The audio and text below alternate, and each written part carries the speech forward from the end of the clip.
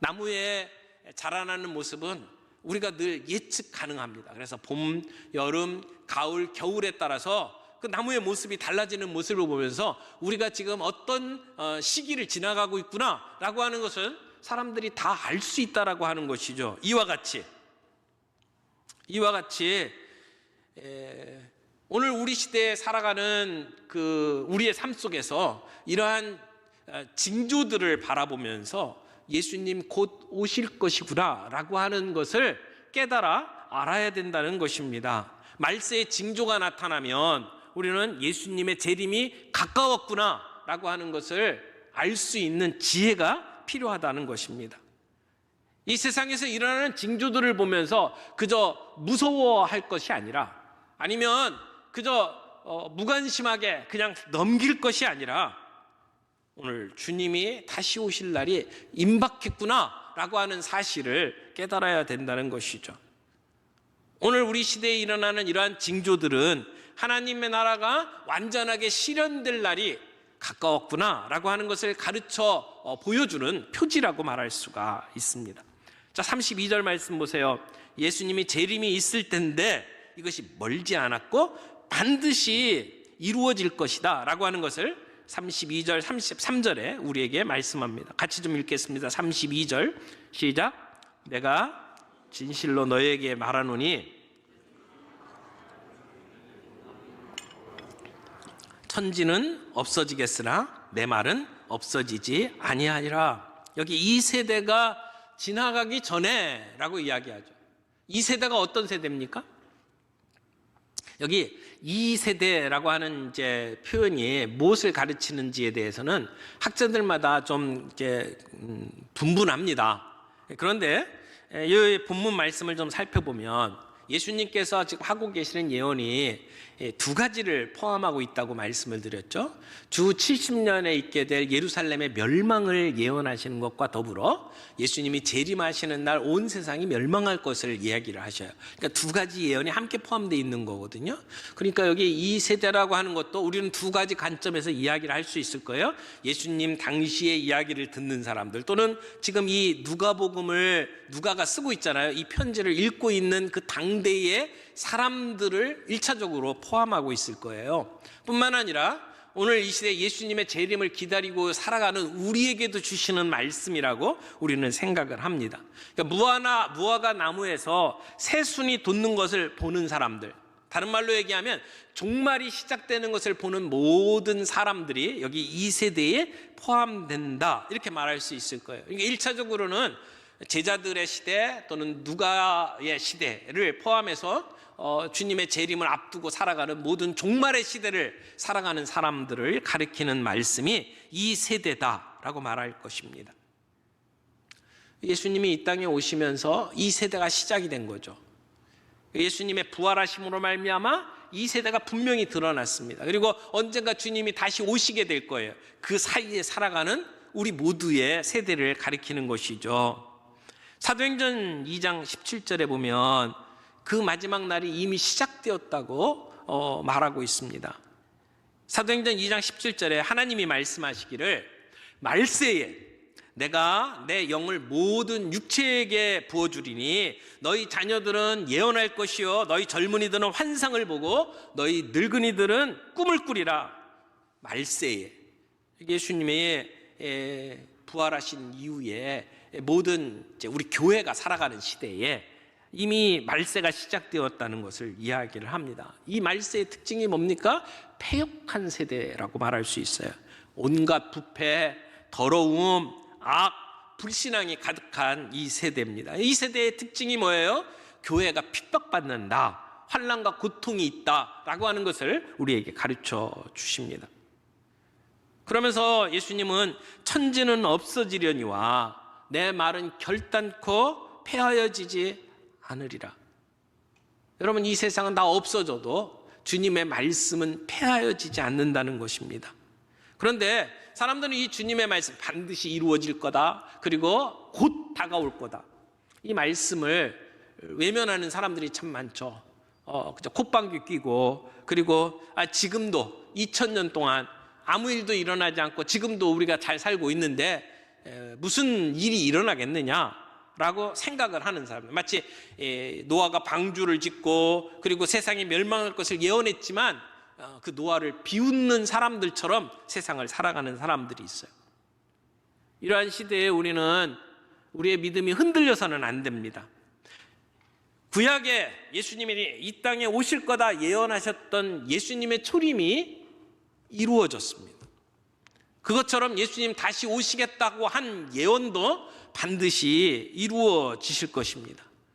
이 땅에 초라한 모습으로 오셨던 예수님은 다시 오실 때는 영광과 권세 가운데 우리를 심판하시는 왕으로 이 땅에 오실 겁니다.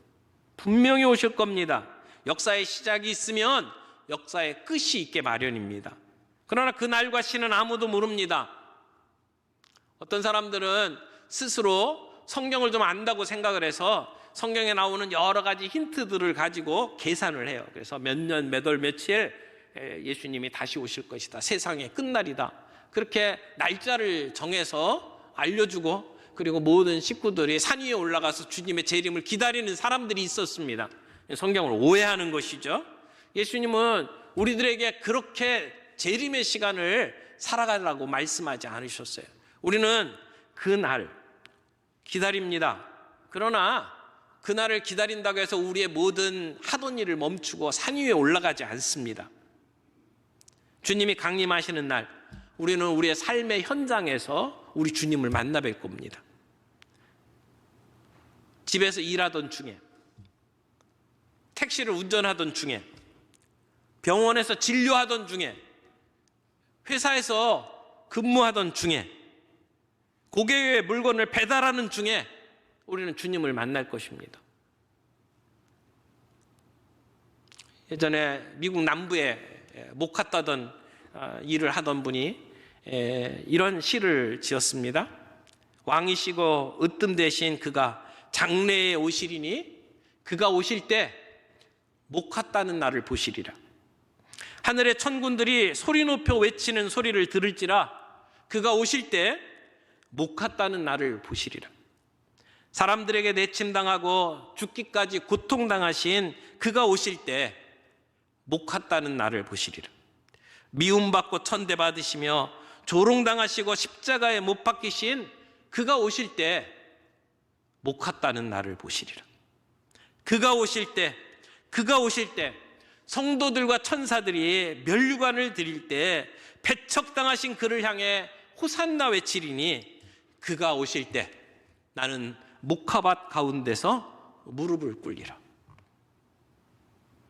여러분, 우리의 일상생활 속에서 주님을 기다리며 우리의 맡겨진 사명을 감당하면서 살아가던 중에 우리는 다시 오실 주님을 만날 것입니다. 우리의 직업이 무엇이든, 우리가 어떤 일을 하든, 어디에 있든 우리 열심히 살아가는 우리의 삶의 현장 속에서 우리는 그 주님을 만나 뵙게 될 것입니다. 두 번째 주시는 말씀은 조심하라, 항상 기도하며 깨어있으라 라고 하는 말씀입니다. 이 환난의 시대 우리가 어떻게 살아가야 합니까? 예수님께서는 두 가지 명령을 주셨는데 하나는 부정적인 명령이고 하나는 긍정적인 명령이에요. 부정적인 명령은 조심하라 라고 하는 것이죠.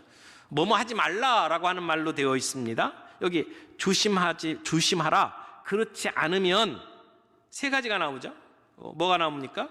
방탕함, 술 취함, 생활의 염려로 마음이 둔하여지고 뜻밖의 그날이 덕과 같이 너에게 임하리라. 그러므로 조심하라는 거예요. 방탕하지 않도록, 술 취하지 않도록, 우리의 생활의 염려를 가지고 우리의 마음이 둔하여지지 않도록 우리는 조심해야 된다라고 말씀을 하는 겁니다. 조심하라는 얘기는 힘써 주의하라 그런 뜻이에요. 우리가 힘써서 죄에 빠지지 않기 위해 노력하지 않으면 우리는 덫에 걸릴 수 있다라고 하는 것이죠. 그러므로 조심하라라고 하는 말은 겸손하라는 말이에요. 섰다고 착각하지 말라는 말이에요. 그래서 방탕하지 말아라. 방탕하는 것은 무엇을 얘기하는 거죠? 허비하고 낭비하는 것을 이야기하는 거잖아요. 하나님이 우리에게 인생을 주신 것은 목적이 있어요. 근데 그 목적과 관계없이 그저 내 삶을 허비하는 것, 내 시간을 허비하는 것, 내게 주신 물질을 허비하는 것, 이건 방탕한 것입니다. 타락한 즐거움, 쾌락에 나 자신을 내팽겨쳐 두는 것, 이건 타락한 거예요. 허무한 일에 우리의 시간과 물질을 사용하는 것, 그것은 방탕한 것이죠. 뿐만 아니라 술 취함에 대해서 이야기를 해요. 어떤 사람들은 여기 술 취하지 말라고 그랬지 마시지 말라고 한 건 아니다, 뭐 이런 생각을 하는 분들도 있는데, 여러분 이 말씀이 무엇을 의미합니까? 술에 취하면 어떻게 돼요? 술이 나를 컨트롤합니다. 성령님이 나를 컨트롤하는 것이 아니라 술이 나를 컨트롤해요. 내 힘들고 어려운 문제를 하나님을 의지하면서 싸우는 것이 아니라 술에 의지해서 잊어버리려고 하는 것이죠. 에베소서에서는 술 취하는 것이 방탕한 것이라고 이야기를 합니다. 술 취하지 말라, 이는 방탕한 것이니 라고 말씀하시죠. 그러니까 술 취함, 방탕함 같은 거예요. 술 취함과 방탕함은 결국 우리를 둔하게 만들어 버립니다. 나를 부르신 부름이 무엇인지를 우리가 놓치게 만들어요. 내 목적대로 살지 않고 시간을 낭비하고 세월을 낭비하게 만들어 버리는 것이죠. 에베소서는 그러면 술 취하지 말고 어떻게 해야 된다? 성령 충만함을 받으라 라고 말씀을 합니다. 성령님은 우리를 생명을 가진 존재가 되게 하시는 분입니다. 그래서 성령 충만함을 받는다라고 하는 것은 그리스도의 생명으로 충만한 삶을 살아가는 것을 이야기하고, 성령 충만한 삶이라는 것은 성령님이 우리를 다스리는 그 통치 아래 들어가는 것을 이야기를 하는 거죠. 여러분, 우리를 취하게 만드는 것, 그리고 방탕하게 만드는 것은 우리의 마음을 둔하게 만들어 버려요. 또 뿐만 아니라 하나가 더 있어요. 여기 세상의 염려가 우리의 마음을 둔하게 한다고 이야기를 했어요. 여기 세상의 염려, 지금 방탕함, 술 취함을 이야기하면서 같은 급으로 이 세상의 염려에 대해서 이야기를 하고 있어요. 그러니까 생활의 염려가 방탕과 같은 것이라는 거죠. 술 취하고 방탕하는 것만 우리의 영혼을 해치는 게 아니라는 것입니다. 염려도 우리의 영혼을 파괴합니다. 우리의 뼈를 삭힙니다. 우리의 영혼을 질식하게 만듭니다. 여러분, 우리가 염려한다고 되어지는 일이 어디에 있습니까? 염려하지 말고 다 주께 맡기라 라고 말씀을 하고 있습니다. 그러므로 내가 지금 걱정하고 염려하는 것이 하나님의 나라를 위한 것인지 이 세상 사이인지 우리는 구별해야 합니다. 내가 걱정하고 관심을 두고 있는 것이 하나님 나라의 일인지를 우리는 살펴봐야 합니다. 이런 걱정, 근심은 우리의 마음을 둔하게 만들어 버립니다. 그래서 둔하면 덫이 어디에 있는지 우리가 알아채질 못해요. 어느 순간에 덫에 걸릴지 우리가 감각을 할 수가 없죠. 그래서 세상을 망가뜨리는 이런 일들이 우리 안에 이루어진다라고 이야기를 하는 겁니다. 이생의 염려, 또 이 세상의 영과 음주, 이런 것들이 우리로 하여금 영적으로 눈을 어둡게 만들고 둔하게 만들어서 덫에 걸리도록 만든다는 것입니다. 이 세상의 염려 또는 생활의 염려는 우리가 너무 소시민적으로 살아가도록 만드는 것일 수 있습니다. 세상의 좋은 것들에 마음이 빼앗겨서 그저 그 세상 사람들이 원하는 일에 우리의 허리띠를 졸라매고, 그리고 똑같이 세상 사람과 같이 살아가는 모습들, 이것은 우리의 생활의 염려라고 말할 수 있을 겁니다. 주님은 우리에게 말씀하십니다. 지금은 자다가 깰 때라. 자다가 깰 때라. 밤이 깊고 이제 낮이 가까웠으므로 우리는 자다가 깨어야 한다고 말씀을 합니다. 그날 주님이 다시 오시는 날은 덫과 같이 우리에게 임한다고 말씀합니다. 덫은요, 숨겨져 있습니다. 눈에 보이지 않게 만듭니다. 짐승을 잡기 위해서 이렇게 짐승들이 돌아다니는 길에 덫을 두죠. 그러면 눈에 띄지 않도록 감춰 놓습니다. 낙엽으로 덮어놓고 풀로 덮어놓고, 그리고 그 짐승들이 좋아하는 것들을 그 덫에 갖다 놓고, 그런데 그 덫에 한번 걸리면 빠져나올 수가 없습니다. 산행을 하다 보면 그렇게 죽어가는 짐승들을 가끔 만나게 되지 않습니까? 끔찍합니다. 어디에 있는지 몰라요. 그런데 어느 순간 우리에게 임한다는 것입니다. 주님이 재림하시는 것이 이와 같다는 것이죠. 그러므로 우리가 그저 흥청망청 이 세상 좀 즐기다가 나중에 그냥 죽음 눈앞에서 믿음 생활하지 뭐라고 해가지고 되는 일이 아니라고 하는 것입니다. 우리의 인생의 마지막 순간은 덫과 같이 우리에게 임한다고 말씀을 하고 있습니다. 노아 시대에 홍수가 눈앞에 임했는데도 불구하고 그 당시 사람들은 먹고 마시고 장가가고 시집가고 죄 가운데 살았습니다. 그러나 갑자기 해가 빛을 잃고 홍수가 시작되고 방주의 문이 닫혔을 때는 피할 길이 없었습니다. 덫과 같이 임한 겁니다. 코로 숨쉬는 모든 사람들이 죽을 수밖에 없게 되죠. 이런 비극의 주인공이 되지 않도록 우리는 조심해야 합니다. 또 하나 긍정적인 명령을 주셨죠. 우리가 이 날을 어떻게 준비해야 됩니까? 기도하며 깨어 있어라. 기도하며 깨어 있으라고 말씀을 하십니다. 자, 36절 말씀 볼까요? 36절 다 같이 읽겠습니다. 이러므로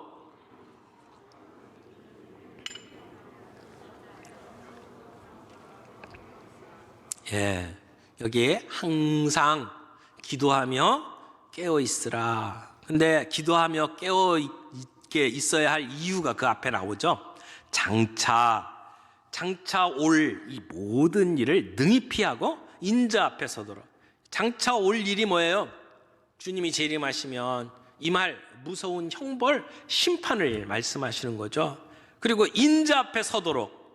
여러분, 우리의 죄악을 가지고 하나님 앞에 설 자가 누가 있겠습니까? 누가 능히 그 하나님 앞에 서겠습니까? 그러나 인자, 영광과 심판 가운데 오시는 그 주님 앞에 우리가 서기 위해서는 우리는 항상 기도하며 깨어 있어야 한다. 여기 항상이라는 말을 쓰고 있죠. 어떻게 항상 깨어 있을 수가 있나요? 잠 안 자나요? 어떻게 우리가 다른 일들을 하고 먹고 잠을 자고 그리고 직장 생활을 하는데 어떻게 항상 기도만 할 수 있나요? 이 말씀은 우리의 일상생활 속에서라고 하는 말일 겁니다. 우리의 일상 모든 삶 속에서 하나님을 영화롭게 하는 신실한 삶을 살아가는 것을 말씀하는 거죠. 우리의 일과를 한번 살펴보세요. 스케줄을 보세요. 우리의 우선순위를 한번 살펴보세요. 내가 사용하고 있는 가계부를 한번 보세요. 은행 계좌를 보세요. 내 우선순위가 어디에 있습니까? 내가 정말 소중하게 여기는 것이 무엇입니까?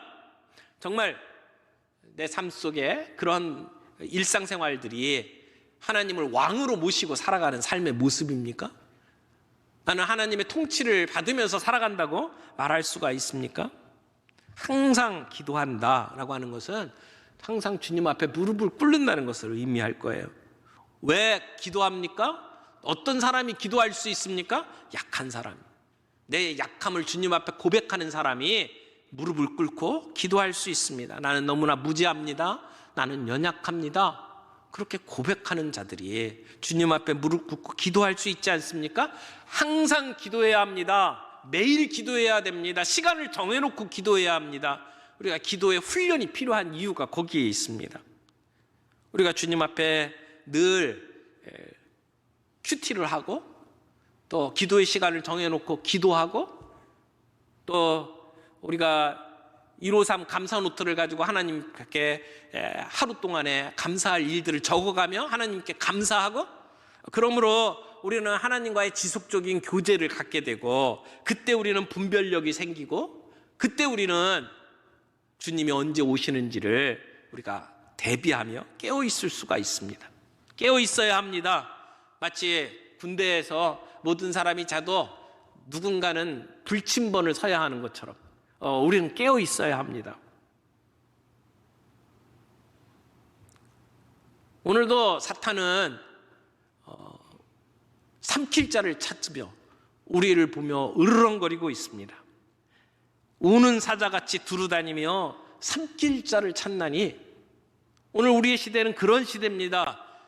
그런 사탄의 밥이 되지 않도록 우리는 근신하며 깨어 있어야 합니다. 그럴 때 우리는 인자 앞에 설 수 있을 것입니다. 여러분, 지금이야말로 기도해야 될 때가 아닌가요? 오늘 우리 주변에 일어나는 일들을 보세요. 기도할 마음이 생겨나지 않는다면 우리는 마음이 이미 둔해져 있는지도 몰라요. 지금이야말로 기도해야 될 때입니다.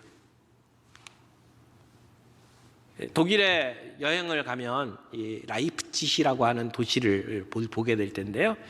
라이프치히에 가게 되면 반드시 방문해야 될 교회가 한 곳 있습니다. 성 니콜라이 교회인데요. 거기에 가면 그 독일 통일을 앞두고 함께 기도했던 사람들의 역사가 보여집니다. 1982년에요. 9월부터 사람들이 월요일 저녁 5시, 오후 5시에 기도하는 모임을 시작을 했습니다. 칼을 쳐서 쟁기로라고 하는 슬로건을 걸고 통일을 위해서, 평화를 위해서 함께 기도하는 사람들이 이 성 니콜라이 교회에 모여들기를 시작을 했습니다.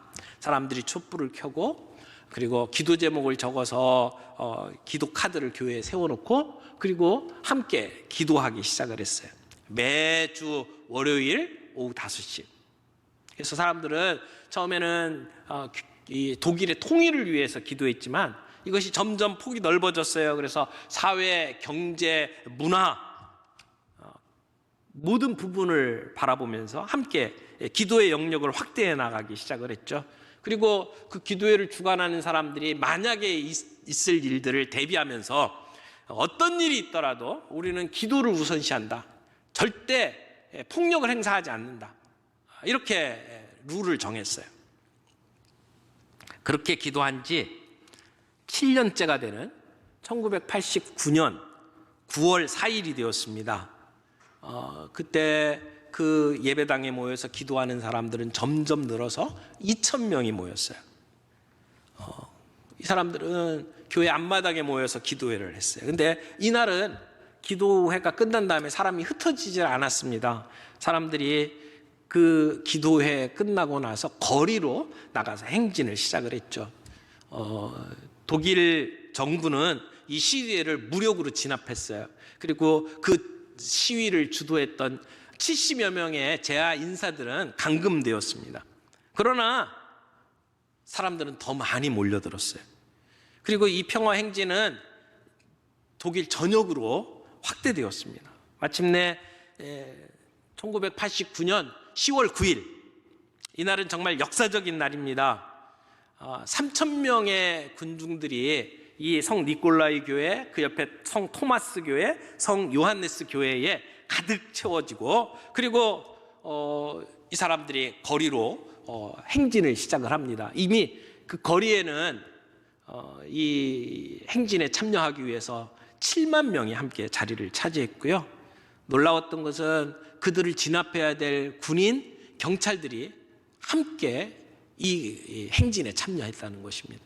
그리고 놀라운 것은 그때 그 시위에 유리창 하나 깨지질 않았어요. 정말 평화 행진이었습니다. 그리고 11월 9일 베를린 장벽이 무너졌습니다. 여러분, 이 순간에도 우리는 수많은 소식들을 듣습니다. 질병이 일어나고, 그리고 기근으로 죽어가는 사람들, 천재지변, 그리고 전염병으로 고통당하는 사람들의 소식을 우리는 듣습니다. 우크라이나의 전쟁으로 인해서 무고한 시민들이 수천 명 죽어가고 있습니다. 북한에서는 계속 핵으로, 미사일로 우리를 위협하고 있습니다. 이런 시기에 우리는 대통령을 뽑는 선거를 하고 있어요. 그 어떤 때보다도 지저분한 선거를 하고 있습니다. 기도해야 될 때잖아요. 전쟁과 질병, 기근과 천재지변, 그리고 전염병, 이것은 주님이 다시 오실 날 가까울수록 이런 징조들이 우리에게 나타날 것이다 라고 말씀을 했어요. 그러므로 우리 주님이 곧 오실 것이다 라고 하는 것은 너무나 분명한 사실이에요. 이럴 때일수록 우리는 기도해야 합니다. 좀 바보같이 보일지 모르지만 우리는 우직하게 기도해야 합니다. 독일이 이런 월요 기도회를 통해서 독일 베를린 장벽이 무너지는 것을 경험했던 것처럼 오늘 우리도 함께 모여 기도함으로 말미암아 하나님께서 이 한반도에 평화를 주시는 것을 경험할 수 있기를 바랍니다. 우크라이나의 전쟁이 종식되는 것을 볼 수 있기를 바랍니다. 코로나의 모든 위기와 그런 아픔 속에서 우리가 회복되는 역사를 경험할 수 있기를 바랍니다. 우직하게 기도하는 일에 함께 앞장서는 저와 여러분들이 되기를 바랍니다.